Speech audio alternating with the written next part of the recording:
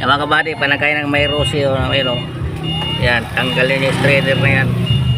Strainer pag nagputik na to, wala na. Kakalansin ng rocker mo si babaw. Dito gagaling lang yung bumba na lang is ito yun akyat dito. Yan strainer nya kailan laging malinis yan. Itong sumasala sa mga latak-latak galing crankcase napunta sa taas. Pag napuno na to, wala na. Yari na motor mo. Ayun takip niya 24. Ayan o. Pag kayo nagsensuin nito, papabuksan nyo lagi. Kaya laging kanya kalinis o. Kasi mubumba kasi na langis galing doon sa packet to. Doon sa taas. Parang may shower dito sa takip na yan.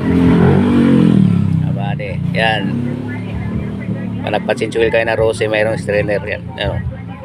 Linis ko na, hindi na binagawang W40. Wala man akong compressor pang hangin eh. Bunga nga lang, hip lang. Abade, good job, mga lang tangali.